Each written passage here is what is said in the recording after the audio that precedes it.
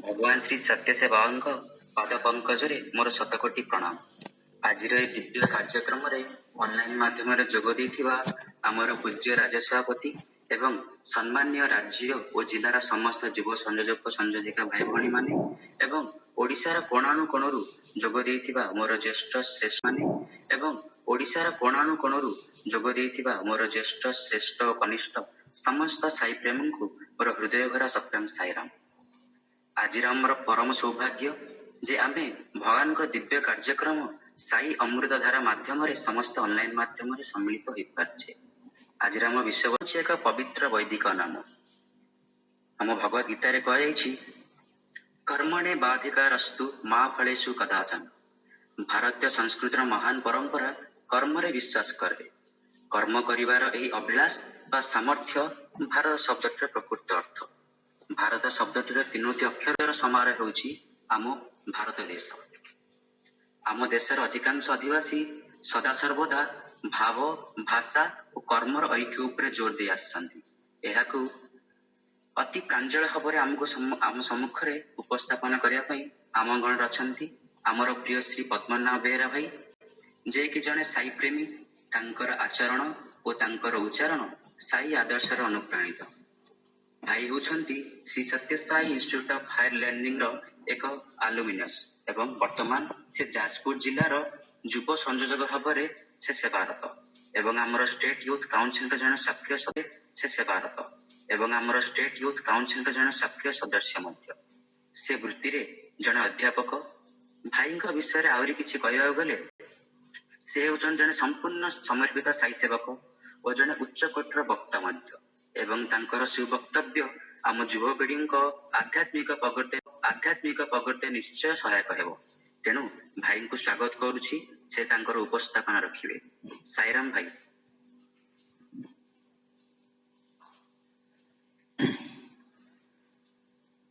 त्वमेव माता च पिता त्वमेव त्वमेव त्वमेव विद्या द्रविणं त्वमेव त्वमेव सर्व मम देव देव त्वमेव सर्व साई देव देव।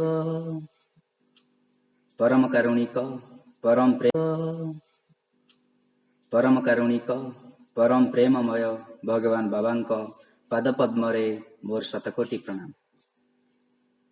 आज ऑनलाइन सत्संग रे जड़ित होइतिबा राज्य र समस्त कार्यकर्ता भाई और भौणी माने, जिला भाई और भौणी माने, जिलार समस्त कार्यकर्ता भाई और भौणी माने और ई ऑनलाइन माध्यम रे जड़ित होइतिबा मोर सबुठारु प्रिय युव भाई और भौणी माने, समस्त को मोर अंतर प्रदेश गभीर प्रदेश पवित्र दिन आम समस्ते एकत्रित होइचे भगवान नाम संकीर्तन, भगवान को ऊपर किछि चिंता करिया पई, तांको विषय किछि सुनिया पई। जो अमृत धारा 1974 र टॉपिक के आम युवपीढ़ी पई आम सिलेक्ट करिचे, सेइथ्रे गोटे जेतेबेले ई चैप्टर टी मते भाई देले, भौणी कहिले जे भाई आपनकर एटा प्रेजेंटेशन करिवार अछि। मु कहिली वेद ऊपर मोर एते नॉलेज नाही, वेद ऊपर कहिया पई गले मते बहुत डर लागे, कारण वेद ऊपर सेमति किछि नॉलेज ही नाही। वेद ऊपर कोन बा कहिबी, किंतु जेतेबेले ई चैप्टर टी पढिवा स्टार्ट कली, देखिली सबुथरे स्वामी कर एते तत्व भरी रहिछि जे ताको वर्णना करिबा मते कष्ट हो। तेणु भगवान को प्रार्थना कली एवं एई 2 दिन भितर मु देखिली जे हमर एई वेदर जो वेद पाठ पाई भगवान कहउचंती ताहार महात्मा कौन।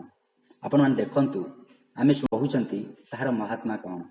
आपण मान देखंतु आमे सुनिले जे 2 दिन पूर्वरु सुनिले जे बात्या हेबार अछि। बात्या पाई समस्त आमे चिंतित अछि, किंतु मते लागुची साई परिवार से सत्य साई ऑर्गेनाइजेशन रे जो माने अछंती बा स्वामी के जो माने भी भल पाउचंती, समस्ते डरी जाइछन्ति सत, कारण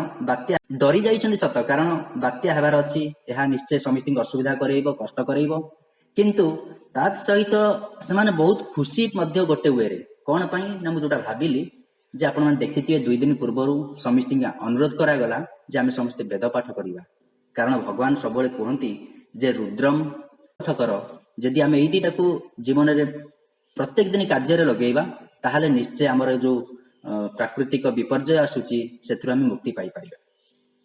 ତାହା ଠିକ ହେଇଛି। ଆପଣମାନେ ଦେଖନ୍ତୁ ଆଜି ନହେଲେ ଏଇ ଯୋଉ ଅନଲାଇନ ସତ୍ସଙ୍ଗରେ ଆମେ ଉପସ୍ଥିତ ହୋଇଛେ ତାହା ହେଇପାରିନଥାନ୍ତା।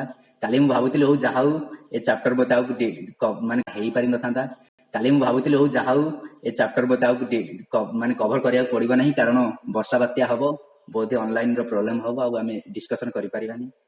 କିନ୍ତୁ ଯେହେତୁ ସମସ୍ତଙ୍କର ପ୍ରେୟାର ରହିଥିଲା, ସମସ୍ତଙ୍କର ପ୍ରାର୍ଥନା ରହିଥିଲା, ବେଦ ପାଠ ସମସ୍ତେ କରିଥିଲେ, ସମସ୍ତଙ୍କ ଏରିଆରେ ପାଣିପାଗ ଏବେ ଟିକେ ଠିକ ରହିଛି ଏବଂ ପାଖରେ କୃତଜ୍ଞତା ଜ୍ଞାପନ କରିବା ଯେ ଭଗବାନ ଆମକୁ ଏହି ସୁନ୍ଦର ସୁଯୋଗଟି ଦେଇପାରିଛନ୍ତି ଏବଂ ତାହା କେବଳ ସମ୍ଭବ ହୋଇଛି ଏହି ବେଦ ପାଠ ଯୋଗୁଁ, ଯାହାକି ଆଜିର ମୋର ଆଲୋଚ୍ୟ ବିଷୟ, ଯାହାକି ଭାରତ ଏକ ବୈଦିକ ପବିତ୍ର ନାମ। ଜ୍ଞାନରଞ୍ଜନ ଭାଇ ବହୁତ ସୁନ୍ଦର ଭାବରେ ଏହି ଚାପ୍ଟରର ସାରାଂଶ କହିଛନ୍ତି ଯେ କିପରି ଭାରତର ଜନ୍ମ ହେଉଛି ଏବଂ ବେଦ କେମିତି ନେଇକିନା, ଯେମିତି ଭଗବାନ କୁହନ୍ତି ଯେ ଆମର ଆପଣମାନେ ଦେଖନ୍ତୁ ରାମ ହୁଅନ୍ତୁ କୃଷ୍ଣ ହୁଅନ୍ତୁ, ଯେଉଁ ଭଗବାନ ମାନେ ଅବତାର ନେଇଥିଲେ ସମସ୍ତଙ୍କ ଜୀବନରେ କିଛି ନା କିଛି ଗୋଟେ ପର୍ଟିକୁଲାର ଲକ୍ଷ୍ୟ ଥିଲା। କିନ୍ତୁ ଆମ ଭଗବାନ ସତ୍ୟସାଇ ବାବା ଦେଖନ୍ତୁ ଯେତେବେଳେ ଆସିଲେ ସେ ତାଙ୍କ ସହିତ ଆଣିନା ଆସିଲେ ବେଦ ପାଠକୁ ଏମିତି ଭାବରେ ଆଣିଲେ ଯେ ଷ୍ଟୁଡେଣ୍ଟ ବ୍ୟକ୍ତି ହୁଅନ୍ତୁ, ଯୋଉମାନେ କେହି ଜାଣିନାହାନ୍ତି ବେଦ କଣ ଜାଣିନଥିଲେ, ସେମାନେ ମଧ୍ୟ ପଠନ କରିବା ଷ୍ଟାର୍ଟ କଲେ। ରାମଙ୍କ ଅବତାରରେ ଯେତେବେଳେ ଆସିଥିଲେ ସେ କେବଳ କିଛି ବ୍ରାହ୍ମଣ ସମ୍ପ୍ରଦାୟ ହଉ ବା କୌଣସି ଋଷି ମାନଙ୍କୁ ହିଁ କେବଳ ବେଦ ପାଠ କରିବା, ମାନେ ସେଇ ସମୟ ଆମେ ଜାଣିଛେ କେବଳ ସେମାନେ ବେଦ ପାଠ କରୁଥିଲେ। କୃଷ୍ଣଙ୍କ ସମୟ ମଧ୍ୟ ହେଇଥିଲା, ରାମଙ୍କ ସମୟରେ ହେଇଥିଲା, କିନ୍ତୁ ଭଗବାନ ସତ୍ୟସାଇ ବାବା ଯେତେବେଳେ ଅବତାର ପୁରୁଷ ହେଲେ ସିଏ ଚାହିଁଲେ ଯେ ବେଦ ଯାହାକି ପୁରାତନ, ଯାହାକି ପ୍ରାଚୀନ ଏବଂ ଯାହା ସବୁବେଳେ ରହିବ, ଯୋଉ ଯୁଗ ଯେପର୍ଯ୍ୟନ୍ତ ରହିଥିବ, ପୃଥିବୀ ଯେପର୍ଯ୍ୟନ୍ତ ରହିଥିବ, ସୂର୍ଯ୍ୟ ଚନ୍ଦ୍ର ତାରା ଯେପର୍ଯ୍ୟନ୍ତ ପୃଥିବୀ ପୃଷ୍ଠରେ ରହିଥିବେ, ସେ ପର୍ଯ୍ୟନ୍ତ ଆମର ଏଇ ବେଦ ପାଠଟି ହିଁ ରହିବ। ତେଣୁ ଭଗବାନ ଆମକୁ ସବୁଠାରୁ ବଡ ଗିଫ୍ଟ ମତେ ଲାଗୁଛି, ଯଦି ଏଇ ସତ୍ୟସାଇ ବାବାଙ୍କର ଅବତାର ରୂପରେ ଦେଖିବା, ସବୁଠାରୁ ବଡ ଗିଫ୍ଟ କଣ ନା ସେ ଗୋଟେ ମ୍ୟାନକାଇଣ୍ଡ ମାନଙ୍କୁ ଦେଇଛନ୍ତି ଯେ ଆମକୁ ଗୋଟେ ବେଦ ପାଠ ପଢିବା ପାଇଁ, ବେଦ ପାଠ କରିବା ପାଇଁ। ଏବେ ଯେତେବେଳେ ଗୋଟେ ପିଲାଟି ଜନ୍ମ ଯେତେବେଳେ ହୁଏ ତା କାନରେ, ତା ରାଇଟ କାନରେ, ତାର ଡାହାଣ କାନରେ 3 ଥର ବାକ୍ ଶବ୍ଦର ଗୋଟେ ଶବ୍ଦଟେ ଉଚ୍ଚାରଣ କରାଯାଏ। କଣ ପାଇଁ ଉଚ୍ଚାରଣ କରାଯାଏ ନା ତାକୁ କୁହାଯାଏ ଯେ ତୁ ବେଦରୁ ସୃଷ୍ଟି ଏବଂ ବେଦ ଠାରୁ ଅଭିନ୍ନ ଏବଂ ବେଦ ବୈଦିକ ସଂସ୍କୃତିର ଉତ୍ତରାଧିକାରୀ ବୋଲି ତାକୁ ସେଇ 3ଟି ଶବ୍ଦ 3 ଥର କହି ତା କାନରେ ତାକୁ ସୂଚାଇ ଦେଇଥାନ୍ତି ଯେ ଆମେ ହଉଛେ, ତା କାନରେ ତାକୁ ସୂଚାଇ ଦେଇଥାନ୍ତି ଯେ ଆମେ ହଉଛେ ବେଦ ପୁରୁଷ, ଆମେ ସେଇ ବେଦକୁ ହିଁ କେବଳ ଜୀବନର ମାର୍ଗ କରିବାର ଅଛି। ଏବଂ ମଧ୍ୟ ତାକୁ କୁହାଯାଇଥାଏ ଯେ ବେଦୋଷୀର ଅର୍ଥ ହଉଛି ବେଦର ରକ୍ଷଣାବେକ୍ଷଣ ନିମନ୍ତେ ତୋର ଜନ୍ମ। ଏଇ ଶବ୍ଦଟି ଯେତେବେଳେ ପିଲାଟି କାନରେ କୁହାଯାଇଥାଏ 3 ଥର, ଯେତେବେଳେ ତୋର ଜନ୍ମ, ଏଇ ଶବ୍ଦଟି ଯେତେବେଳେ ପିଲାଟି କାନରେ କୁହାଯାଇଥାଏ 3 ଥର ଯେତେବେଳେ କୁହାଯାଇଥାଏ, ତାକୁ କୁହାଯାଉଛି ଯେ ବେଦର ରକ୍ଷଣାବେକ୍ଷଣ କରିବା ପାଇଁ ଆମର ଜନ୍ମ, ଆଉ କିଛି ନୁହେଁ। ଏବଂ ସାଙ୍ଗେ ସାଙ୍ଗେ ଆମକୁ ମଧ୍ୟ କୁହାଯାଉଛି ପଞ୍ଚମହାଭୂତର ସମାହାର। ଆମେ ଜାଣିଛେ ଆମର ଏ ଶରୀର, ଏ ପୃଥିବୀ ପଞ୍ଚମହାଭୂତରେ ସୃଷ୍ଟି ଗଠିତ। ସେଇଥିରୁ ଆପଣ ଦେଖିବେ ଯଦି ସୂର୍ଯ୍ୟରୁ ହଉଛି ଅଗ୍ନି ସୃଷ୍ଟି, ଅଗ୍ନିରୁ ବାୟୁ ସୃଷ୍ଟି, ବାୟୁରୁ ରଶ୍ମି ସୃଷ୍ଟି ଏବଂ ରଶ୍ମିରୁ ଭାରତ ସୃଷ୍ଟି ବୋଲି ଭଗବାନ କହୁଛନ୍ତି। ଆମକୁ ଏଇ ଯୋଉ ନିଶ୍ୱାସ ପ୍ରଶ୍ୱାସ ବା ବଞ୍ଚିବା ପାଇଁ ଆମକୁ ପ୍ରାଣବାୟୁ କିଏ ଦେଉଛି ନା ଏଇ ବାୟୁ, ଯାହାକି ପଞ୍ଚମହାଭୂତରୁ ସୃଷ୍ଟି। ବିଚାରର ସମର୍ଥ କିଏ ଦଉଛି?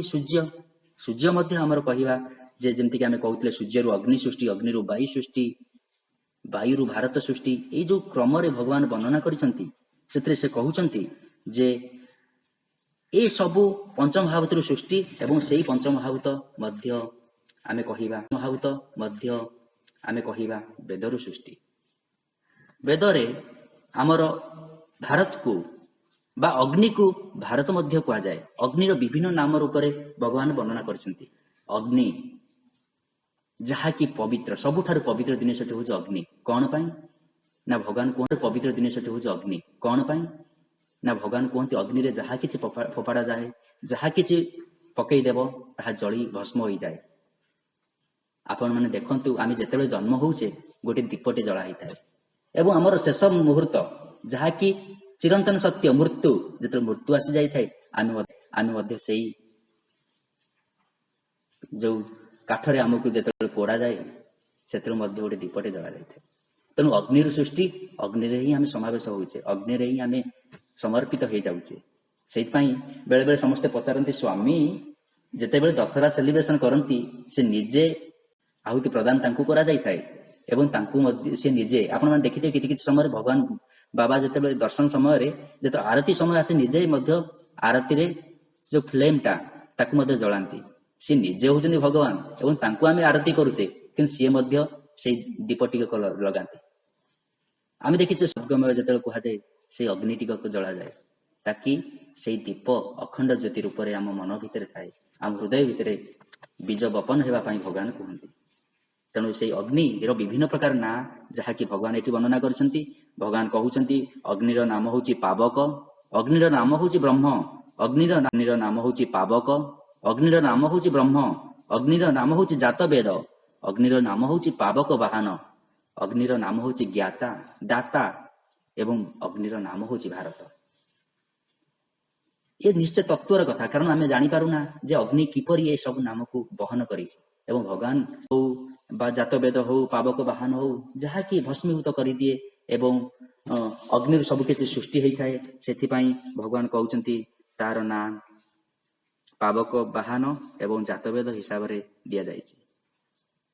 ଅଗ୍ନି ଯାହାକୁ ସ୍ପର୍ଶ କରିବ ତାକୁ ବିଶୁଦ୍ଧ କରିପାରେ, ସେଥିପାଇଁ ଭଗବାନ କହୁଛନ୍ତି ତାକୁ ବିଶୁଦ୍ଧ କରିପାରେ, ସେଥିପାଇଁ ଭଗବାନ କହୁଛନ୍ତି ଏହାର ନାମ ହଉଛି ପାବକ। ଏବେ ଆମେ ଦେଖିବା ଆଗକୁ ବଢିବା, ଯଦି ଦେଖିବା ଯେତେବେଳେ ପିଲାଟି ଜନ୍ମ ହେଲା ତା କାନରେ ବାକ୍ ଶବ୍ଦ ଯାହାକି ବେଦ ଶବ୍ଦଟିଏ ଉଚ୍ଚାରଣ କରାଯାଇଥାଏ ଏବଂ ଭଗବାନ ପୁଣି କହୁଛନ୍ତି ଯେତେବେଳେ ସେ ପାଠ ପଢିବା ଷ୍ଟାର୍ଟ କରେ, ପାଠ ପଢେ ସେତେବେଳେ କଣ କରାଯାଏ ନା କୁହାଯାଏ ସରସ୍ୱତୀଙ୍କର ନାମ ଜପ କରିବା ପାଇଁ, ତାକୁ ମଧ୍ୟ ସରସ୍ୱତୀଙ୍କର ନାମ ଜପ କରିବା ପାଇଁ ତାକୁ ଶକ୍ତି ଦିଆଯାଏ ଏବଂ ତାକୁ ମନ୍ତ୍ର ସହିତ ତାକୁ ଉଚ୍ଚାରଣ ଶକ୍ତି ଦିଆଯାଇଥାଏ, ଯୋଉଥିରେ କି ସେ ପୁଣି ଥରେ ସରସ୍ୱତୀ ଯିଏକି ମଧ୍ୟ ବେଦରୁ ସୃଷ୍ଟି ହେଇଛନ୍ତି, ଯାହାକି ବେଦରୁ ସୃଷ୍ଟି ହେଇଛନ୍ତି, ତାଙ୍କୁ ମଧ୍ୟ ପୁଣି ଥରେ ଆମେ ଦେଖିବା ଯେ ସେଇ ଶବ୍ଦ ଦ୍ୱାରା ତାକୁ ପୁଣି ଥରେ ଜ୍ଞାନୀ ରୂପରେ ପରିବାଚିତ କରିବା ପାଇଁ ତାକୁ ବେଦରେ ଆଲୋଡ଼ନ କରାଯାଇଥାଏ। ଏବେ ଆପଣମାନେ ଦେଖିବେ ଏଇ ଯୋଉ ବେଦର ମହାତ୍ମା କଣ, କାରଣ ଏଠି ବର୍ଣ୍ଣନା କରିଛନ୍ତି ବେଦ ଋକ୍ ଯଜୁ ସାମ ବେଦ, ଇଏ ତିନୋଟି ବେଦର ସମାହାର। ଏବେ ଏଇଠି ମୋର ଗୋଟେ କଥା ମନେ ପଡିଯାଉଛି ଯାହାକି ସୁନ୍ଦର ଭାବରେ ବର୍ଷାନ୍ତିରେ ଥରେ ଆନାଉନ୍ସ କରାଯାଉଥିଲା। ଆମର ସାର୍ କହୁଥିଲେ ଯେ ହଠାତ୍ ଅନନ୍ତପୁର କ୍ୟାମ୍ପସର ପିଲାମାନେ ବେଦ ପାଠ କରୁଥିଲେ, ସବୁ ଷ୍ଟୁଡେଣ୍ଟ ମାନେ। ସେଇ ସମୟରେ ଅନନ୍ତପୁରର କଲେକ୍ଟର ଆସିଥିଲେ, ଜିଲ୍ଲାପାଳ ଯେତେବେଳେ ଆସିଛନ୍ତି ଏବଂ ତାଙ୍କ ସାମ୍ନାରେ ଯେତେବେଳେ ପିଲାମାନେ ସୁନ୍ଦର ଭାବରେ ବେଦ ପଠନ କଲେ, କଲେକ୍ଟରଙ୍କ ସହିତ ସମସ୍ତେ ଆଶ୍ଚର୍ଯ୍ୟ ହୋଇଗଲେ ଏବଂ କଲେକ୍ଟର ସ୍ୱାମୀ କହୁଛନ୍ତି Swami your students are so good, they are very Swami your students are so good, they are very expert in chanting Veda. ଭଗବାନ ଯେମିତି ଗୋଟେ ପ୍ରାଉଡ ମଦର ଭଳିଆ, ଯେତେବେଳେ ପିଲାର ପ୍ରଶଂସା କରାଯାଏ କାହା ମା ଖୁସି ନ ହବ, ଏଠି ଭଗବାନ ଯେହେତୁ ଆମ ସମସ୍ତଙ୍କର ମା ବାପା, ସେ ଖୁସି ହେଇଯାଉଛନ୍ତି ଏବଂ କହୁଛନ୍ତି କଲେକ୍ଟର ସାହେବ କେବଳ ମୋ ପିଲାମାନେ ବେଦ ପାଠ ଜାଣିନାହାନ୍ତି, କହୁଛନ୍ତି କଲେକ୍ଟର ସାହେବ କେବଳ ମୋ ପିଲାମାନେ ବେଦ ପାଠ ଜାଣିନାହାନ୍ତି, ସେମାନେ ସବୁଥିରେ ପାରଙ୍ଗମ ଏବଂ ସେମାନେ ମଧ୍ୟ କଲେଜ ଯାଆନ୍ତି। ତାପରେ କଲେକ୍ଟରଙ୍କର କୋଶ୍ଚିନ୍ ଗୋଟେ ଥିଲା ଯାହାକି ଆମ ସମସ୍ତଙ୍କୁ ଆଶ୍ଚର୍ଯ୍ୟ କରିଦେବ ଏବଂ କଲେକ୍ଟର ସାହେବ ପଚାରୁଛନ୍ତି Swami do they know the meaning of the Veda what they chant, ଯାହା ଚାଣ୍ଟ କରୁଛନ୍ତି। ସ୍ୱାମୀ ନିସ୍ତବ୍ଧ ହେଇଗଲେ ଗୋଟେ ମିନିଟ ଏବଂ ତାପରେ ଯାହା ଉତ୍ତର ଦେଲେ ଆମ ସମସ୍ତଙ୍କୁ ଆଶ୍ଚର୍ଯ୍ୟ କରିଦେବ। ଭଗବାନ କହିଲେ ସେ ମୋ ପିଲାମାନେ ବେଦର ଏସେନ୍ସ ଜାଣିଛନ୍ତି, ବେଦ ଚାଣ୍ଟ କରୁଛନ୍ତି କଣ ପାଇଁ ଚାଣ୍ଟ କରୁଛନ୍ତି ଏବଂ କାହିଁକି ଚାଣ୍ଟ କରୁଛନ୍ତି ତାର ଏସେନ୍ସ ଜାଣିଛନ୍ତି। ସବୁ ପିଲାମାନେ ସେଇ ସମୟରେ ଥରୁଛନ୍ତି କାରଣ ସମସ୍ତେ, କିନ୍ତୁ ଆମେ ବେଦ ଚାଣ୍ଟ କରୁଛେ। ଏବଂ ଭଗବାନ ଗୋଟେ ସୁନ୍ଦର ଉଦାହରଣଟେ ଦେଲେ, କହିଲେ ଯେତେବେଳେ ପିଲାଟେ ଜନ୍ମ ହୋଇଥାଏ, ଛୋଟ ଛୁଆଟେ କୁନି କୁନି ହେଇ ରାବୁଥାଏ ଏବଂ ତାକୁ ଶାନ୍ତ କରିବା ପାଇଁ କଣ କରିଥାଏ ମା କହିଥାଏ ଶୋଇଯା ଧନ ବୋଲି କହି ଗୋଟେ ଲଲିବାଇ ଗୀତଟେ ଗାଇଥାଏ ଏବଂ ତାକୁ ଗୋଟେ ସୁନ୍ଦର ଗୀତ ଯାହାର ମିନିଂ ବି ପିଲାଟି ବୁଝିପାରେ ନାହିଁ, ତାର ସ୍ୱରରେ ପିଲାଟି ଶୋଇଯାଏ। ଯାହା ଭଗବାନ ଏଠି ଉଦାହରଣ ଦଉଛନ୍ତି, ଦେଖ ଯେତେବେଳେ ସେ ପିଲାଟିକି ଶୋଇବା ପାଇଁ ମା ଚିନ୍ତିତ ଥାଏ, ସେ କଣ କରେ ନା ଗୋଟେ ଲଲିବାଇ ଗୀତଟେ ଗାଏ, ଶୋଇଯା ଧଙ୍କର ତନ ରାତି ଆସୁଛି ମାଡ଼ି। ଯେତେବେଳେ ଏଇ ଗୀତ ସେ ଗାଇ ଦଉଛି, ପିଲାଟି ଧୀରେ ଧୀରେ ଶୋଇ ପଡୁଛି। ଏଠିରେ ପିଲାକୁ ଆମେ ଯଦି ପ୍ରଶ୍ନ କରିବା ବା ମାଙ୍କୁ ମଧ୍ୟ ପ୍ରଶ୍ନ କରିବା ଯେ ସେ ପିଲା କଣ ସେ ଗୀତର ମିନିଂ ବୁଝିଛି ନା, କିନ୍ତୁ ପିଲାଟି ଶୋଇପଡ଼ିଛି, ଯାହାକି ମାର କର୍ତ୍ତବ୍ୟ ଥିଲା। ଏବଂ ଭଗବାନ କହୁଛନ୍ତି ସେଇ ପ୍ରକାରେ ବେଦର ଅର୍ଥ ବୁଝ ବା ନ ବୁଝ, ଯଦି ତାକୁ ପ୍ରପର ଡିଭୋସନ ସହିତ, ଡିଟରମିନେସନ ସହିତ, ଶ୍ରଦ୍ଧା ଓ ଭକ୍ତିର ସହିତ ଯଦି ଚାଣ୍ଟ କିଏ କରେ, ତାହେଲେ ସେ ମୁକ୍ତି ପାଇଯିବ ଏବଂ ବେଦ ତାକୁ ରକ୍ଷା କରିବ। ଏଇଟା ହେଉଛି ବେଦର ମହାତ୍ମା, ଯାହାକି ଭଗବାନ କହିଛନ୍ତି, ଯାହାକି ଭଗବାନ କହିଛନ୍ତି। ତାପରେ ଭଗବାନ ବର୍ଣ୍ଣନା କରିବା ପାଇଁ ଯାଇଛନ୍ତି ଯେ କିପରି ମନ୍ତ୍ର, ବେଦ ଏବଂ ଭଗବାନଙ୍କର ଏକ ସାମଞ୍ଜସ୍ୟ ରହିଛି। ସମସ୍ତେ ଏକ ଅନ୍ୟର ନାମ। ବେଦ କୁହ ଭଗବାନଙ୍କୁ ବୁଝାଏ, ମନ୍ତ୍ର କୁହ ଭଗବାନଙ୍କୁ ବୁଝାଏ ଏବଂ ଭଗବାନ କୁହ। ଏବଂ ଏଇ ପ୍ରକାରେ ପିଲାଟି ଯେତେବେଳେ ଆଗକୁ ଆଗକୁ ବଢି ଚାଲେ, ତାର ଜୀବନ ଯେତେବେଳେ ବଢି ଚାଲେ, ତା ଜୀବନ ଯେତେବେଳେ ଆଗକୁ ଆଗକୁ ବଢି ଚାଲେ, ସେ କର୍ମରେ ବାନ୍ଧି ହେଇଯାଏ। ଭଗବାନ ତାଙ୍କର ଚାପ୍ଟର ଷ୍ଟାର୍ଟ କରିଥିଲେ କର୍ମରୁ ଜୀବର ସୃଷ୍ଟି ଏବଂ ଏଇ କର୍ମରୁ ସୁଖ ପାଏ ଏବଂ କର୍ମରୁ ଦୁଃଖ ପାଏ। ଏଠି ଆମେ ଭାଇ କିଛି ସମୟ ନେବା ଏଟାକୁ ବୁଝିବା ପାଇଁ। ଏବଂ କର୍ମରୁ ଦୁଃଖ ପାଏ, ଏଠି ଆମେ ଭାଇ କିଛି ସମୟ ନେବା ଏଟାକୁ ବୁଝିବା ପାଇଁ। ଏଇ ଯୋଉ କର୍ମ କଥା କୁହାଯାଉଛି, ଆମେ ସୁକର୍ମ କଲେ ଆମେ ସଦ୍ଗତି ପାଇବା, ଆମେ ଯଦି ଦୁକର୍ମ କରିବା, କୁକର୍ମ କରିବା, ତାହେଲେ ଆମେ ନର୍କଗାମୀ ହେବା। ଭଗବାନ କୁହନ୍ତି ଏଇ କର୍ମ କଣ ନା, କର୍ମ ହଉଛି ଆମକୁ ବନ୍ଧନ ଭିତରେ ବାନ୍ଧି ଦିଏ, ବନ୍ଧନରେ ବାନ୍ଧି ଦିଏ। ଆପଣମାନେ ଦେଖନ୍ତୁ କେତେ ସୁନ୍ଦର ଭାବରେ ଭଗବାନ ବର୍ଣ୍ଣନା କରନ୍ତି। ଏଇ କର୍ମକୁ ବୁଝେଇବା ପାଇଁ ଯେତେବେଳେ ମୁଁ ଭାବୁଥିଲି କଣ କହିବି, ବହିରେ ତ ଗୋଟେ କେବଳ ଲାଇନ ଲେଖା ହେଇଛି କର୍ମରୁ ଜୀବର ସୃଷ୍ଟି ଏବଂ କର୍ମରୁ ସୁଖ ପାଏ, କର୍ମରୁ ଦୁଃଖ ପାଏ।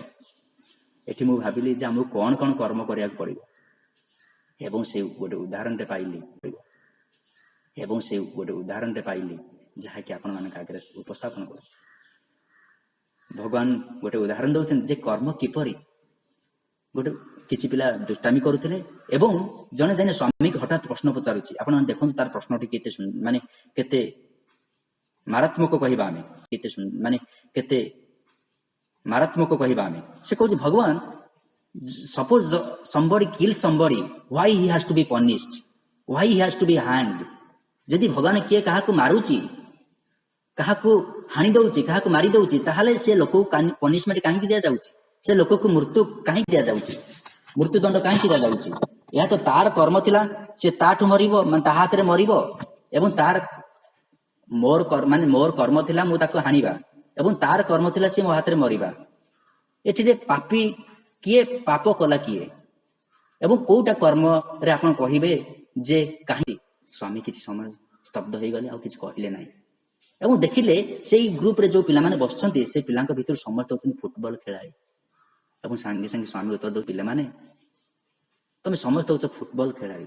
ମୁଁ ବର୍ତ୍ତମାନ ତୁମକୁ କହିବା ପାଇଁ ଚାହୁଁଛି କର୍ମ ଇଜ ଏ ଗେମ୍। ଗୋଟେ ଯଦି ଆମେ ଦେଖିବା ସେଇଟା ହଉଛି କର୍ମ।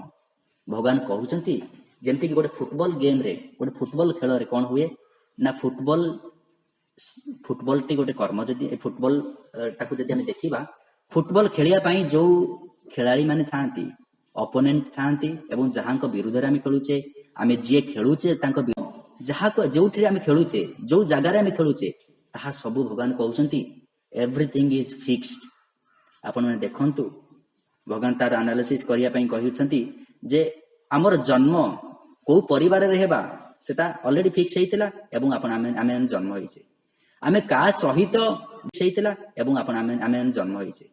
ଆମେ କାହା ସହିତ ବଞ୍ଚିବା, କାହା ସହିତ ମିଶିବା, କାହା ସହିତ ଚାଲିବା, ଏ ସବୁ ଫିକ୍ସ ହେଇଛି ଅଲରେଡି। ଆପଣମାନେ ଦେଖନ୍ତୁ ଆମେ ଜନ୍ମ ଯୋଉ ପରିବାରରେ ହେଇଛେ ତାଙ୍କୁ ଆମେ ଛାଡି ପାରିବା ନାହିଁ। ନହେଲେ ତ ସ୍ୱାମୀ ପ୍ରଶାନ୍ତି ଛାଡି ଭଗବାନ ତ କୁଆଡେ ନା କୁଆଡେ ଯାଇଥାନ୍ତେ, କିନ୍ତୁ ଭଗବାନ କହୁଛନ୍ତି ଯେ ସବୁ ଫିକ୍ସ। କାହା ସହିତ ଖେଳିବା, ଯେମିତିକି ଆମେ ଯେତେବେଳେ ଜୀବନ ଆମର ଯାତ୍ରା ଚାଲିଥାଏ, ଆମେ ଅପୋଜିଟ ପାର୍ଟି ପାଇଥାଏ। ଆମେ କାହା ସହିତ ଯେମିତିକି ଚାକିରି କରିଛେ, ଆମର ବସ୍ ଆମର ଅପୋଜିଟ, କାରଣ ସିଏ କିଛି କହିବେ ଆମେ ମାନୁ ନଥିବା, ସେଟା ମଧ୍ୟ ଫିକ୍ସ। ଆମ ଜନ୍ମ ହେଲେ ଆମ ପ୍ୟାରେଣ୍ଟସ ମାନେ ଫିକ୍ସ, ଆମେ କର୍ମ କଲେ ଆମ କର୍ମର ଗ୍ରାଉଣ୍ଡଟା ପୁରା ଫିକ୍ସ ହେଇଥାଏ। କେମିତି ଖେଳିବା, ଏବେ ଭଗବାନ କହୁଛନ୍ତି ସେଇଟା ଫିକ୍ସ ହେଇନଥାଏ। କେମିତି ଖେଳିବା, ହାଉ ୟୁ ପ୍ଲେ, ସେଟା କେବେ ଫିକ୍ସ ହେଇନଥାଏ ଏବଂ ସେଇଟା ଡିଟରମାଇନ୍ଡ ବାଇ ଆୱାର ସେଲ୍ଫ। ଆମକୁ ଡିଟରମାଇନ୍ କରିବାକୁ ପଡିବ ଯେ ଆମେ କେମିତି ଖେଳିବା। ଭଲରେ ଖେଳିବା ନା କେବଳ ଗୋଟେ ବଲଟେ ଧରିନା ଆମେ ଗୋଲକିପରଟେ ହେଇପାରିବା, ବା ଆମେ କେବଳ ଗୋଲକିପରଟେ ହେଇପାରିବା, ବା ଆମେ କେବଳ ଜଣେ ଦର୍ଶକ ହେଇ ବାହାରେ ଦେଖିପାରିବା। ଏ ସବୁରା ହଉଛି ଆମ ଉପରେ ନିର୍ଦ୍ଧାରିତ କରିଥାଏ। ଏବଂ ଭଗବାନ କହୁଛନ୍ତି ଏଇ ଖେଳକୁ ଆନାଲିସିସ୍ କରି କହୁଛନ୍ତି ଯେ ଜଣେ ଯଦି ରାଜା ଆଉ ଜଣେ ପ୍ରଜା, ଯଦି ଜଣେ ରାଜା ଆଉ ଚାକର ଭିତରେ ଡିଫରେନ୍ସ କଣ ପାଇଁ ନା ତାର କର୍ମ ଯୋଗୁଁ। ଜଣେ କର୍ମ ବଳରେ ରାଜା ହେଇପାରୁଛି ଏବଂ ଜଣେ କର୍ମ ବଳରେ ବା କର୍ମର ଠିକ ଉପଯୋଗ ନ କରିଥିବା ଯୋଗୁଁ ସେ ପ୍ରଜା ହେଇଥାଏ। ସେଇଥିପାଇଁ ଜଣେ ମହାନ ପୁରୁଷ କହିଛନ୍ତି ଯେ ଜନ୍ମ ହେବା ଗରିବ ଗୋଟେ ଭାଗ୍ୟର କଥା ଥିଲା, କିନ୍ତୁ ମରିବା ଗରିବ ହୋଇ ଏଟା ଆମ ଭାଗ୍ୟର କଥା ନୁହଁ, ଏଟା ଆମ ନିଜର ଭୁଲ ବୋଲି।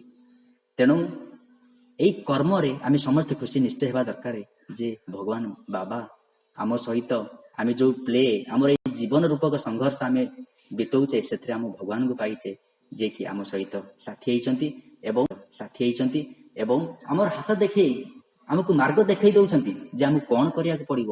ଆମକୁ ଯଦି ସୁକର୍ମ କରିବା ତାହେଲେ ଆମେ ତାଙ୍କୁ ପାଇପାରିବା, ଯଦି କୁକର୍ମ କରିବା ତାହେଲେ ନିଶ୍ଚୟ ନର୍କଗାମୀ ହେବା ବୋଲି ଭଗବାନ ଏଠି ବର୍ଣ୍ଣନା କରୁଛନ୍ତି। ତେଣୁ ଭାଇ ଓ ଭଉଣୀ ମାନେ କର୍ମରୁ ସୁଖ ଆମେ ପାଇବା ଏବଂ କର୍ମରୁ ମଧ୍ୟ ଦୁଃଖ ପାଇବା। ମୁକ୍ତି ପାଇବା ପାଇଁ ଭଗବାନ ଆମକୁ ଅଲରେଡି କହିସାରିଛନ୍ତି ଯେ ବେଦକୁ ଆମେ ଚାଣ୍ଟ କରିବା, ବେଦକୁ ଆମେ ନିଜର ଜୀବନର ମାର୍ଗ କରିବା ଏବଂ ବେଦରେ ଯଦି ଆମେ ଜୀବନ ବିତାଇବା ତାହେଲେ ଆମେ ଯାଇ ମୁକ୍ତି ପାଇପାରିବା। କାରଣ Veda removes ignorance and makes us wise and knowledgeable about everything. ଆମକୁ ଏକ ଜ୍ଞାନୀ ରୂପରେ ପରିଗଣିତ କରିଥାଏ ଏଇ ବେଦ। ଭଗବାନ ତାପରେ ଯାଇନା କହିଛନ୍ତି ଧର୍ମର ନାଁ ହଉଛି ସତ୍ୟ, ସତ୍ୟ ନାସ୍ତି ପରଧର୍ମ, ଧର୍ମ ଠାରୁ ଭିନ୍ନ ବୋଲି ଆଉ କିଛି ସତ୍ୟ ନାହିଁ। ସତ୍ୟକୁ ଯଦି ଆମେ ସନ୍ଧି ବିଚ୍ଛେଦ କରିବା ସ ତ ୟ, ସ ମାନେ ସତ୍ୟ, ତ ମାନେ ତପସ୍ୟା ଏବଂ ୟ ମାନେ ସଂଯମ, ରେଗୁଲେଟେଡ ଲାଇଫ, ଡିସିପ୍ଲିନ୍ଡ ଲାଇଫ। ଆମକୁ ଏକ ଡିସିପ୍ଲିନ୍ଡ ଲାଇଫ ହେବାକୁ ପଡିବ। ଏଇ କର୍ମ ଯାହାକି ଆମକୁ ସୁକର୍ମ କୁକର୍ମ, ଆମକୁ ଏଇ ଯୋଉ କର୍ମକୁ ନିର୍ଦ୍ଧାରଣ କରି ହେଇପାରିବା ତାହା ଆମ ହାତରେ ଅଛି ଏବଂ ସେଇ କର୍ମକୁ ଆମେ ଯଦି ଗୋଟେ ଡିସିପ୍ଲିନ ଲାଇଫରେ ଉପଯୋଗ କରିବା, ଆମକୁ ଯଦି ରେଗୁଲେଟେଡ ଲାଇଫ ମେଣ୍ଟେନ କରିବା, ଗୋଟେ ଡିସିପ୍ଲିନ ଲାଇଫ ଯୋଉଥିରେ କି ସତ୍ୟ ଧର୍ମ ଶାନ୍ତି ପ୍ରେମ ଅହିଂସା ଅଛି, ତାହେଲେ ଯାଇ ଆମେ ସତ୍ୟକୁ ଜାବୁଡି ରଖି ପାରିବା ଏବଂ ସେ ସତ୍ୟରେ ଆମର ଧର୍ମ ଅଛି। ସତ୍ୟ ପାଇଁ ସଂଯତ ଏବଂ ଧର୍ମନିଷ୍ଠ ଜୀବନ ଏକ ଆବଶ୍ୟକ, ଯୋଉଥିରେ କି ଭଗବାନ କହୁଛନ୍ତି ଏଇ ଆମେ ସଂଯମ ଏବଂ ଭଗବାନ ମଧ୍ୟ କହୁଛନ୍ତି ଏଇ ତପସ୍ୟା। ଆମକୁ ଏଇ ଯୋଉ ସଂଯମତା ଆଣିବା ପାଇଁ ଆମକୁ କିଛି ତପସ୍ୟା କରିବାକୁ ପଡିବ ଏବଂ ଭଗବାନ ବହୁତ ବିଭିନ୍ନ ଉଦାହରଣ ଦିଅନ୍ତି ଯେ ଆମେ ଜୀବନ ଏଇ ଜଞ୍ଜାଳ ଭିତରେ ରହି, ଏ ସଂସାର ଭିତରେ ରହିକିନା ଆମେ ନିଜକୁ କଣ୍ଟ୍ରୋଲ କରିବାକୁ ପଡିବ ଏବଂ ତପସ୍ୟା କରିବାକୁ ପଡିବ ଏବଂ ସେଇ ସତ୍ୟ ପୁରୁଷଙ୍କୁ ପାଇବାକୁ ପଡିବ। ଭଗବାନ ତାର ଉଦାହରଣ ମଧ୍ୟ ଦିଅନ୍ତି ଯେ ବିଭିନ୍ନ ସମୟରେ ଆମେ ବିଭିନ୍ନ ଲୋକ ଭାବନ୍ତି ଏବଂ ଭଗବାନ ମଧ୍ୟ କହୁଛନ୍ତି ଯେ ତପସ୍ୟା କରିବା ପାଇଁ ଆମକୁ କେବଳ ଯେ ଜଙ୍ଗଲକୁ ଯାଇନା ତପସ୍ୟା କରିବା ତାହା ନୁହଁ। ଭଗବାନ କହୁଛନ୍ତି ଏ ସଂସାର ଭିତରେ ରହି ସଂସାରକୁ ଆମ ଭିତରେ ନ ରଖିଦେବାକୁ ପଡିବ। ଆମେ ସଂସାରର କାର୍ଯ୍ୟ, କାରଣ ଆମେ ହଉଛି ସଂସାରର ଜଣେ ଲୋକ। ଯଦି ସଂସାରରେ ଆମେ ଜନ୍ମ ନେଇଛେ ଆମେ ସଂସାରର କାର୍ଯ୍ୟ କରିବାକୁ ପଡିବ। କିପରି? ଆପଣମାନଙ୍କୁ ଉଦାହରଣ ଦେବି। ପ୍ରଫେସର ଭାଗିଆ ଯିଏକି MBA ଡିପାର୍ଟମେଣ୍ଟର ପ୍ରଫେସର ଥିଲେ ଏବଂ ସିଏ ଯେତେବେଳେ ଦେଖିଲେ ଯେ ସ୍ପିରିଚୁଆଲ ଲାଇଫ ଯୋଉ ଆମେ କହିବା ଯେ ତପସ୍ୟା କଥା ଯଦି ଦେଖିବା, ସ୍ପିରିଚୁଆଲ ଲାଇଫ ମେଣ୍ଟେନ କରିବା ପାଇଁ ସେ ଭାବିଲେ ଯେ ସେ ସଂସାରକୁ ତ୍ୟାଗ କରିଦେବେ ଏବଂ ଏ ଯୋଉ ସେ ଯେହେତୁ କଲେଜର ପ୍ରଫେସର ଅଛନ୍ତି, ସେ ଭାବିଲେ ଏଇ କଲେଜର ପ୍ରଫେସର କାମ କରିବା ଦ୍ୱାରା ତାଙ୍କର ତପସ୍ୟାରେ ବିଘ୍ନ ଘଟୁଛି ଏବଂ ସେ କଣ କଲେ ନା ଯାଇନା ସାଙ୍ଗେ ସାଙ୍ଗେ ରିଜାଇନେସନ ଲେଟର ଲେଖିଲେ ଏବଂ ଯେତେବେଳେ ରେଜିନେସନ ଲେଟର ଲେଖୁଛନ୍ତି ସେତେବେଳେ ସ୍ୱାମୀକି ଆସିନା କହୁଛନ୍ତି, ସମସ୍ତେ ଆସିନା ଯେତେବେଳେ ବଡ ବଡ ପ୍ରଫେସର ଆସିନା କହିଲେ ସ୍ୱାମୀ ପ୍ରଫେସର ଭାଗିଆ ୱାଣ୍ଟସ ଟୁ ରିଜାଇନ। ଯେତେବେଳେ ଏଇ କଥାଟି କହିଛନ୍ତି ପ୍ରଫେସର ଭାଗିଆ ୱାଣ୍ଟସ ଟୁ ରିଜାଇନ, ଯେତେବେଳେ ଏଇ କଥାଟି କହିଛନ୍ତି ସମସ୍ତେ ଆସିନା ଭଗବାନ ଡାକିଛନ୍ତି ପ୍ରଫେସର ଭାଗିଆ ସାର୍ ଏବଂ କହିଛନ୍ତି ଭାଗିଆ କଣ ହେଇଛି? ସେ କହୁଛନ୍ତି ସ୍ୱାମୀ ଆପଣ ଯାହା କହିଛନ୍ତି ଯେ ସ୍ପିରିଚୁଆଲ ଲାଇଫ ମତେ ମେଣ୍ଟେନ କରିବାକୁ ପଡିବ, ତପସ୍ୟା କରିବାକୁ ପଡିବ, ଆପଣଙ୍କୁ ପାଇବା ପାଇଁ ହେଲେ ତପସ୍ୟା କରିବାକୁ ପଡିବ। ମୁଁ ଏଇ ସଂସାର ଭିତରେ ରହି ଯଦି ଯାଉଛି ମୁଁ ଆପଣଙ୍କୁ ପାଇପାରିବି ନାହିଁ। ତେଣୁ ଏଇ ସଂସାରର ମୋହ ମାୟାରେ ମୁଁ ବନ୍ଧନ ମୁକ୍ତ ହେବା ପାଇଁ ଚାହୁଁଛି ଏବଂ ଏଇ ଯୋଉ କର୍ମ ମୁଁ କରୁଛି ତାକୁ ଛାଡିଦେବା ପାଇଁ ଚାହୁଁଛି ଏବଂ ଆପଣଙ୍କ ସହିତ ଲୀନ ହେବା ପାଇଁ ଚାହୁଁଛି। ଭଗବାନ ବହୁତ ଜୋରେ ରାଗିଗଲେ ଏବଂ କହିଲେ ଭାଗିଆ if you spend thousand of years, ଯଦି ହଜାର ହଜାର ଜନ୍ମ ମଧ୍ୟ ତୁ ଜନ୍ମ ନେ, ତତେ ମୋକ୍ଷ ଦେବି ନାହିଁ, ତତେ ସେଇ ଲାଇଫଟି ଦେବିନି ଯାହାକି ତୁ ଡିଜାୟାର କରୁଛୁ।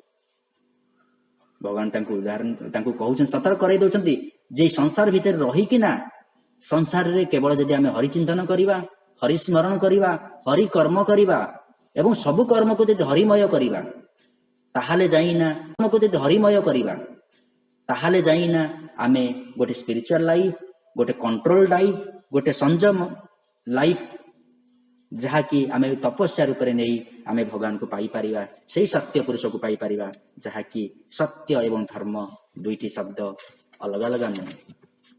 ତାପରେ ଭଗବାନ ବର୍ଣ୍ଣନା କରିଛନ୍ତି ପ୍ରେମ ଓ ଭକ୍ତି କରିବା ଦରକାର ପରମାତ୍ମାଙ୍କୁ। ଆମେ ଭଗବାନଙ୍କୁ ଭଲ ପାଇବା ଦରକାର। ଶରୀର ସହ ଆସକ୍ତି, ଶରୀରକୁ ସତ୍ୟ ବିଚାର କରିବା ମୂର୍ଖତା ଆମ ମାନଙ୍କର। ଭଗବାନ କହୁଛନ୍ତି ଆମର ଏଇ ଯୋଉ ଶରୀର ଯାହାକି ଟେମ୍ପରାରୀ, ଆମକୁ ଏଇ ଶରୀରକୁ ଯଦି ଆମେ ଭାବିବା ଯେ ମିଥ୍ୟା, ତାହେଲେ ସେଟା ଆମର ସବୁଠାରୁ ମୂର୍ଖ ବୋଲି ଆମକୁ ଭଗବାନ କହୁଛନ୍ତି। ଏବଂ ଭଗବାନ କହୁଛନ୍ତି ଆମେ ହଉଛନ୍ତି ସବୁ ଆତ୍ମା ପୁରୁଷ। ସେଇଥିପାଇଁ ଭଗବାନ ସବୁବେଳେ ଦେଖନ୍ତୁ, ଆପଣ ମାନେ ଯେତେବେଳେ ଭଗବାନ ପ୍ରଶାନ୍ତିରେ ଆନାଉନ୍ସମେଣ୍ଟ କରନ୍ତି, ସେ କୁହନ୍ତି ଦିବ୍ୟାତ୍ମା ସ୍ୱରୂପ ଲାରା, ପ୍ରେମ ସ୍ୱରୂପ ଲାରା। ଭଗବାନ କୁହନ୍ତି ଦିବ୍ୟାତ୍ମା, ଦିବ୍ୟ ଆତ୍ମାର ସ୍ୱରୂପ। ଆମେ ସମସ୍ତେ ହଉଛନ୍ତି ଭଗବାନ। କେବଳ ସେ ରିଅଲାଇଜ କରିଛନ୍ତି ସେ ଭଗବାନ ବୋଲି, ଏବଂ ଆମେ ମାନେ ରିଅଲାଇଜ କରିନା ଯେ ଆମେ ମାନେ ଭଗବାନ ବୋଲି। ଭଗବାନ କହୁଛନ୍ତି ଏ ଶରୀର ସହ ଆମକୁ ଆସକ୍ତି ରଖିବାକୁ ପଡିବ ନାହିଁ। ଏବଂ ଏଇ ଯୋଉ ଶରୀର ଆତ୍ମା କଥା ସେ କହୁଛନ୍ତି, ଆତ୍ମା ଚିରନ୍ତନ ସତ୍ୟ, ଏବଂ ଆମେ ପରମାତ୍ମାଙ୍କୁ ଭଲ ପାଇବା ଦରକାର, ଭଗବାନଙ୍କୁ ଭଲ ପାଇବା ଦରକାର, ଭକ୍ତି କରିବା ଦରକାର।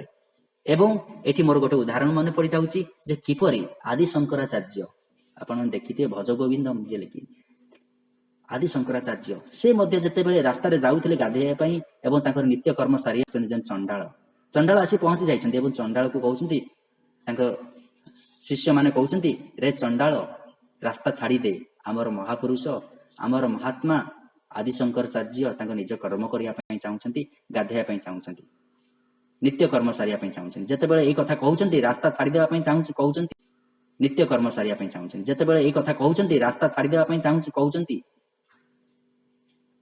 ସେ ଚଣ୍ଡାଳ ଆଶ୍ଚର୍ଯ୍ୟ ହେଇଯାଇଛି ଏବଂ ସେ ପ୍ରଶ୍ନ କରିଛି ଆଦି ଶଙ୍କରାଚାର୍ଯ୍ୟକୁ ଯେ ଶରୀରକୁ ତମେ ଚଣ୍ଡାଳ କହୁଛ ନା ତୁମ ଏ ଆତ୍ମାକୁ ଚଣ୍ଡାଳ କହୁଛ?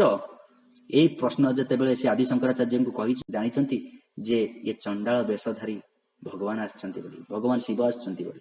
ଏବଂ ସେ ନିଜର ଭୁଲ ବୁଝିପାରିଛନ୍ତି ଏବଂ କହୁଛନ୍ତି ଯେ ମୋର ଭୁଲ ହେଇଯାଇଛି, କାରଣ ସେ ଯୋଉ ଅଦ୍ୱୈତବାଦ କଥା କହୁଥିଲେ ଯେ ଶରୀର ଆତ୍ମା ଏ ସବୁ ହାୟର ଲେଭେଲରେ ଆମେ ଦେଖିବା ଏ ସବୁ ସମାନ, ଏବଂ ଶରୀରକୁ ଆମେ ଦେଖିବା ଏ ସବୁ ସମାନ, ଏବଂ ଶରୀରକୁ ଆମକୁ ସବୁବେଳେ ଭାବିବାକୁ ପଡିବ ଯେ କ୍ଷଣସ୍ଥାୟୀ। ତାପରେ ଭଗବାନ କହୁଛନ୍ତି ସଂସାରରେ ଧନ ସମ୍ପଦ ହଉଛି ଛାଇ ପରି, ସିଆଡ ଯେମିତିକି ଆମେ ଯଦି ଛାଇକି ଫଲୋ କରିବା, ତାହେଲେ ଛାଇକି ଆମେ ଯେତେ ଫଲୋ କରିବା, ଛାଇଟା କେବଳ କିଛି ସମୟ ପର୍ଯ୍ୟନ୍ତ ଆସିଥାଏ। ଛାଇକି ଆମେ ନା ପଛରେ ରଖିବା କଥା ନା ଆଗେ ରଖିବା କଥା। ସେଇ ପ୍ରକାର ଧନ ସମ୍ପତ୍ତିରେ ଆମେ ଗର୍ବ କରିବା କଥା ନାହିଁ, କାରଣ ଧନ ଯୌବନ ସମ୍ପତ୍ତି ଏ ସବୁ କ୍ଷଣକାରୀ। ଆମକୁ ଧନ ସମ୍ପଦ ଯାହାକି ଐଶ୍ୱର୍ଯ୍ୟ କହିବା, এই ଐଶ୍ୱର୍ଯ୍ୟକୁ ଭୁଲି ଆମେ ଈଶ୍ୱରଙ୍କୁ ଶବ୍ଦ ଯାହାକି ସବୁ ଐଶ୍ୱର୍ଯ୍ୟର ଅଧିକାରୀ, ଈଶ୍ୱର ସମସ୍ତ ଐଶ୍ୱର୍ଯ୍ୟର ଅଧିକାରୀ, ଈଶ୍ୱର all kinds of wealth and prosperity, ସେଇ ଶବ୍ଦଟି ହେଉଛି ଈଶ୍ୱର। ତେଣୁ ଆମେ ଈଶ୍ୱରଙ୍କୁ ଭଲ ପାଇବା ଦରକାର। ଏଇ ଧନ ସମ୍ପତ୍ତି ଯାହାକି ଛାଇ ସଦୃଶ୍ୟ, ଆଜି ଅଛି ତ କାଲି ନାହିଁ, ତାକୁ ଆମକୁ ନେଇ ଗର୍ବ କରିବାର। ଯେମିତି ଭଗବାନଙ୍କୁ ଯେତେବେଳେ ପ୍ରଶ୍ନ କରାଯାଏ ଯେ ସ୍ୱାମୀ ପ୍ରଶାନ୍ତି ନୀଳମ ହଉ, ବୃନ୍ଦାବନ ହଉ ବା ସତ୍ୟସାଇ ବାବା ଯୋଉଠି ଅଛନ୍ତି, ଏତେ ଧନ କଣ ପାଇଁ ଆସେ, ସମସ୍ତେ ଏତେ ଡୋନେସନ କଣ ପାଇଁ ଆସେ? ଭଗବାନ ମଜାରେ କୁହନ୍ତି ଯେତେବେଳେ ନାରାୟଣ ଯୋଉଠି ଅଛନ୍ତି ଲକ୍ଷ୍ମୀ ତ ପାଖେ ଆପେ ଆପେ ଆସିବେ, ଲକ୍ଷ୍ମୀଙ୍କ ପଛରେ ଯାଆନ୍ତି ନାହିଁ, କିନ୍ତୁ ଲକ୍ଷ୍ମୀ ତାଙ୍କ ପଛେ ପଛେ ଆସନ୍ତି। ତେଣୁ ଭଗବାନ ଲକ୍ଷ୍ମୀଙ୍କ ପଛରେ ଯାଆନ୍ତି ନାହିଁ, କିନ୍ତୁ ଲକ୍ଷ୍ମୀ ତାଙ୍କ ପଛେ ପଛେ ଆସନ୍ତି। ତେଣୁ ଭଗବାନ କୁହନ୍ତି ମୁଁ ଯୋଉଠି ଅଛି, ମାନେ ଭଗବାନ ନାରାୟଣ ସଦୃଶ୍ୟ, ନାରାୟଣ ଯୋଉଠି ରହିବେ ସେଠି ଡୋନେସନ କମ୍ପଲସରି ହବ, କାରଣ ସେଇ ଡୋନେସନଟା ଆମର ଗୋଟେ ସତ୍ ମାର୍ଗରେ ଯାଉଛି। ସମସ୍ତଙ୍କର ବିଶ୍ୱାସ ଯେ ଭଗବାନ ବାବାଙ୍କ ପାଖରେ ଯାହା କିଛି ଅର୍ପଣ କରାଯାଇଥାଏ ତାହା ଡବଲ ଫୋଲ୍ଡ ଟ୍ରିପଲ ଫୋଲ୍ଡ, ଯେ ଭଗବାନ ବାବାଙ୍କ ପାଖରେ ଯାହା କିଛି ଅର୍ପଣ କରାଯାଇଥାଏ ତାହା ଡବଲ ଫୋଲ୍ଡ ଟ୍ରିପଲ ଫୋଲ୍ଡରେ ଆସେ। ସମସ୍ତେ ଜାଣିଛନ୍ତି ପ୍ରଶାନ୍ତିରେ ଯାହା କିଛି ଡୋନେସନ ଦିଆଯାଏ, ସତ୍ୟସାଇ ଅର୍ଗାନାଇଜେସନ ଯାହା କିଛି ଡୋନେସନ କରାଯାଇଥାଏ, ଦାନ ଦିଆଯାଇଥାଏ ବା କିଛି ଖର୍ଚ୍ଚ କରାଯାଇଥାଏ, ତାହା ହଉଛି ପବିତ୍ର କାର୍ଯ୍ୟରେ ଖର୍ଚ୍ଚ କରାଯାଇଥାଏ, ଭଗବାନଙ୍କ କାର୍ଯ୍ୟରେ ଖର୍ଚ୍ଚ କରାଯାଇଥାଏ, ଏବଂ ତାହା ଆମକୁ ନିଶ୍ଚୟ ଭଗବାନ କୁହନ୍ତି। ସେଥିପାଇଁ ଭଗବାନ ମଜାରେ ଯୋଉଟା କହୁଥିଲେ ଯେ ନାରାୟଣ ଯୋଉଠି ଲକ୍ଷ୍ମୀ ସେଇଠି, ଆମକୁ ଏଇ ଧନ ସମ୍ପତ୍ତି ପଛରେ ଯିବାର ନାହିଁ ବୋଲି ଭଗବାନ କହୁଛନ୍ତି। ଭଗବାନଙ୍କର ଏଇଠି ଗୋଟେ ବାଣୀ ମୋର ମନେ ପଡିଯାଉଛି। ଭଗବାନ ସବୁବେଳେ କୁହନ୍ତି don't walk in front of me, I may not follow you. Don't walk behind me I may not lead. भगवान को आम यहाँ प्रार्थना कराया पड़ो जे भगवान मो सहित चल, मो जीवन मार्ग आपण ही मो साथी ही चलतु, कारण यदि भगवान आम सहित आम हाथ धरी आमको चलई नेबे ताहले आमर लक्ष्य स्थल आम पहुंची पारिया बोली भगवान सब आमको कहते। तापरे भगवान किसी उदाहरण देइछन्ति जेमिति कि आपण माने कहि सारी ऑलरेडी जे जते पढ़ा माने पिलाटी बड़ हुए जते पाठ पढ़िया पई से स्टार्ट करे से सेते बेले भगवती सरस्वती तू आराधना करि थाए। भारती बा भारत ब्रह्मा ये सब वेद को बुझाए बोली भगवान कहउछन्ति। ए भारत कहउतिले तीनोटी शब्द रु आसीछि भाव राग ताल। भाव भाषा और कर्म रे एकता को हुई भारत कहा जाए, जहा कि त्रिपुटी बोली गोटे शब्द भगवान कहछन्ति। एवं भगवान आहुरी किछि आगु को जाइना कहछन्ति जे ए जो त्रिपुटी बाई जो तीनोटी तार समन्वय केमिति ना वर्ड थॉट एंड एक्शन एक सम्मान लाइन रे हे जीवो, एक गोटे ऑनलाइन रे हे जीवो, ताहाले आई जोटा को त्रिकोणी शुद्धि बोली भगवान कहती जदि हे जीवो ताहाले जाइन आमे भगवान को पाई परिबा। प्रॉपर स्टडी ऑफ मैनकाइंड बोली भगवान कहउछन्ति मैन मनुष्य सीए जे कि प्रॉपर भाव रे तार थॉट्स वर्ड्स एंड एक्शन सब एक स्वर रे थाए, एक लय रे थाए, एक रे थाए।